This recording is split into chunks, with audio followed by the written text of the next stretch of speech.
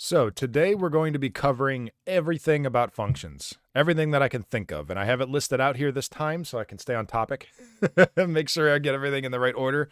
So today, and we're going to start at the basics and move our way up. At the top's the basics. At the bottom is we get more complicated. I mean, I guess some of this middle stuff might be, but I tried putting this in an order that I think makes sense because it kind of goes into each other.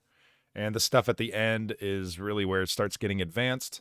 So we're going to be covering basic functions. I know a lot of you have already covered that in Coding Dojo, but I know a few people are having trouble with understanding functions at the core level. So I wanted to go over them, maybe explain them in a different way. Then we're going to be covering function parameters and arguments. They're the same. It's just where they're declared and where they're used. We're going to be covering default parameters, which was not covered, which is a very nice feature. Giving you the ability to make a parameter have a default and allow you to completely ignore putting it in as an argument. It's pretty good.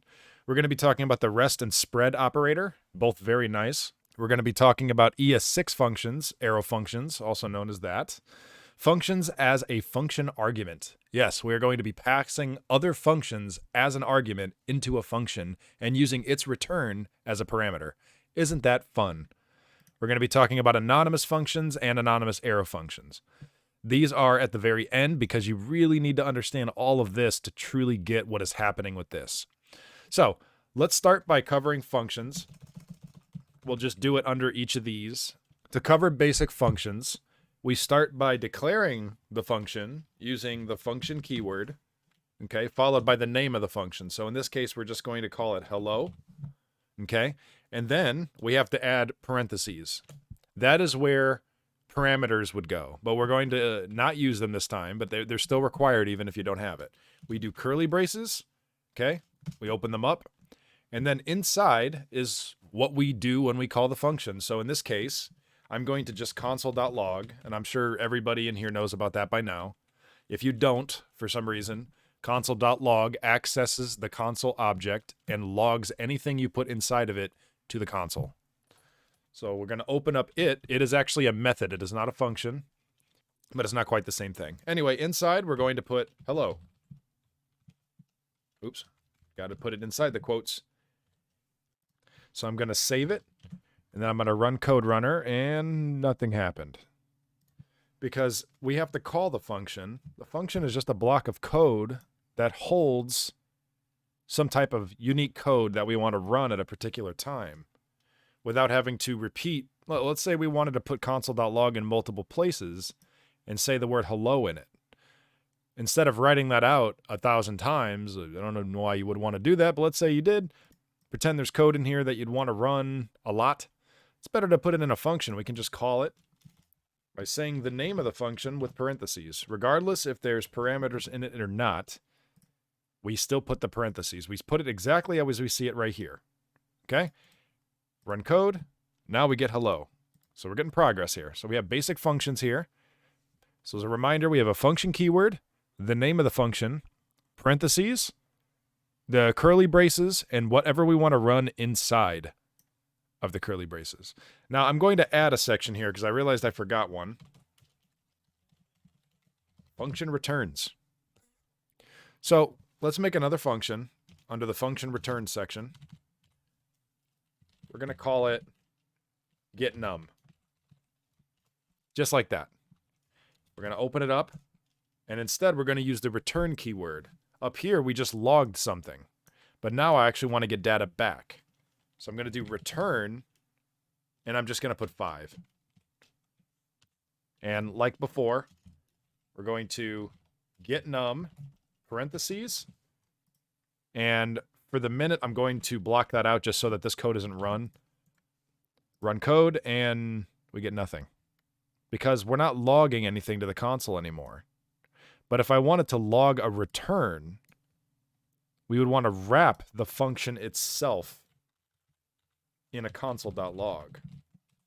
Because now we're saying whatever this function returns, I want to log that. And now we get 5. So it's a good idea to understand the use of return versus something like logging, or if you were to do other data inside of this.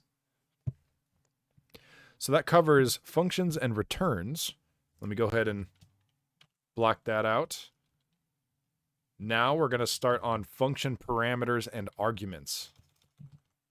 I'm going to make another function called add nums, but this time inside of the parentheses, I'm going to make parameters. So I'm going to do, it can be named anything you want, but obviously you want to name it to the context of the function. In this case, I want to add two numbers together. So I'm going to do num1, and then the next parameter has to be separated by a comma, num2. We're going to open it up, and what we're going to do is we're going to return num1 plus num2. Just like that. And then we're going to add nums, call it just like before, and we're going to console log what comes out. Just like that. So let's log it, and we get NaN. What does that mean? That means not a number. But the problem is that we have two parameters, num1 and num2, and we're adding them together, but they don't represent anything. These are empty parameters. There's no value. That's where arguments come in. When we call a function, inside its parentheses is where we place the arguments, which get assigned to the function's parameters.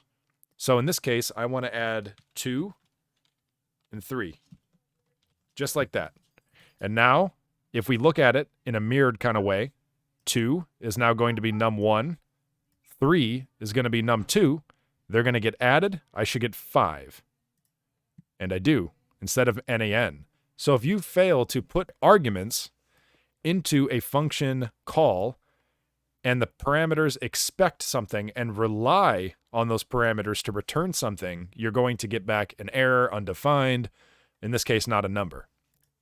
So something to take note about the idea between parameters and arguments. And just a reminder, arguments are when you call a function, parameters are when you declare the function. They are in the order that they are declared. So 2, num1, 3, num2. So we're going to cover the idea of default parameters. So I'm going to add another function, and I'm going to call this getName. And I'm going to do a parameter called name. We're going to open it up, and just like before, we're going to return name. I'm going to console.log getName, and I'm going to pass in my name, Kyle. We're gonna run it, and of course we get Kyle out. But what if I wanted a default name? What if I don't want to do this parameter? What if I want to keep it empty? Well, now it returns undefined because name is undefined. The reason this returned not a number is because it's trying to do arithmetic on two things that are undefined. There's no numbers, so it's not a number. In this case, we get undefined. But what if I want something to be default? I want a default output if I choose not to provide an argument. Well, okay. Up here, it's just as simple as it sounds. You make name equals anything. In this case, the context. I want a string. So now if I keep this empty and call it, I get John. But if I put my name back in, we're going to override name and get Kyle. We can do greeting. Just like that. And then we can do return greeting plus name. And what we can do is we can assign greeting to hello with a space. And now, if I provide just Kyle, let's see what happens. Now I get Kyle John. Because remember, the order matters. We're assigning to greeting right now. So it's important that the order of the parameters of the function makes sense. So maybe in this case, it might be a better idea to swap these like this. Now I'll override name instead of greeting. So that way we still get our default hello. But if I wanted to do my own greeting, I can now say, you know, what's up? And we're already getting an interesting thing here. We're getting two types of quotes. So I'm going to go ahead and do that. And do that. And now I will override both of them. What's up, Kyle? Now, I didn't put a question mark, but you get the point. So this is just a good example of the order does matter. So plan your parameters and your arguments accordingly. If you want an optional parameter, make sure that these optional parameters are in an order that makes sense. In this case, it doesn't quite, but you get the point. So let's move on to the next topic, which is the rest and spread operator. Now, this is a bit of a new thing, so it's going to start getting a little complicated. So let's work with this. Let's do function, and let's do get, maybe not get nums. Let's do add nums, okay? And what we're going to do is we're going to do num1, num2, num3, just like that. And we're going to do a total variable. It's going to equal 0. And then all we're going to do is total equals num1 plus num2 plus num3. And then we're going to return total. Just like that. Then we're down here. We're going to do add nums. We're going to do 1, 2, 3. And we're going to log it. Console.log. Just like that. Run it, and we get 6 as expected. But what if I wanted to add more numbers? Because right now I'm adding 3, and it's hard-coded at 3. I could add defaults here, but that would kind of negate the purpose. What if I wanted to add an array of 500 numbers? You know, what if I wanted to get the class average, and I wanted to add who knows how many scores up, and then divide it by the total scores? Well, that is where the rest operator comes into play.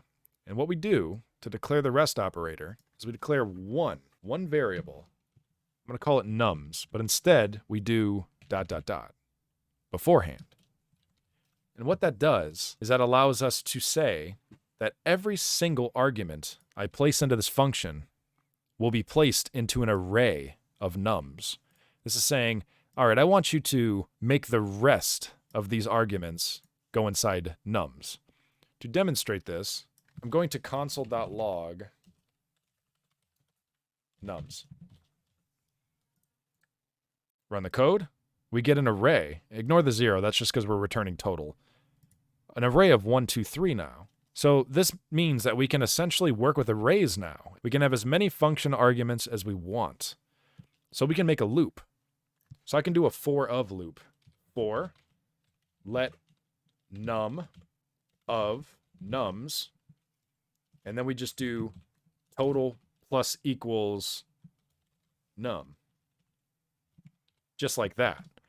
And what's going to happen is every single iteration of nums, which is 1, 2, 3, is going to get added to total. So we get 6, which means now I have the ability to go 34, 789, 12, negative 75, 0, 56, and it will still work. 822, and I assume that's right. It looks right. So now we have a function that will take an unknown amount of parameters. Now, something to note about the rest parameter is you cannot assign defaults. So if I did equals 0, it doesn't work. If I do an array of 0, it also doesn't work. If I look at it, it says a rest parameter cannot have an initializer. So I hope this has spread some light on the idea of the rest operator. Now let's talk about the spread operator. So I'm going to show what the spread operator does in the simplest way I can without going off topic too much. It's the same syntax I figured I covered here. I'm going to return I'm going to find the max number. Okay, so I'm going to do math.max. And in the parameter itself, you see how at the top here, it says ... values, and it's equivalent to a number array. The idea is I can use the spread operator in like this. So I can go ... nums. And what this is going to do is this is going to return out of all the numbers I add here. So let's add a few. 3, 45, 2, 12, negative 56, 908, 56. Okay, there we go. Now what this will do is it's going to return the max number. It should return 908. And it does. So what's happening here? It's taking a rest parameter just like this. And the idea is that it's looping through it and finding the biggest number. So by using the spread operator, we can spread out an existing array. In this case, we're doing that here. We're making a nums array coming in to the function, and then we're grabbing it and spreading out each of its own numbers into the math.max method. Rest is when we're talking about a function parameter. Spread is when we're putting it as an argument or anywhere else in code. It could be outside of a function as well.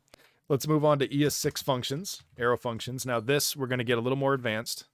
The idea behind this is it's the new way to do functions.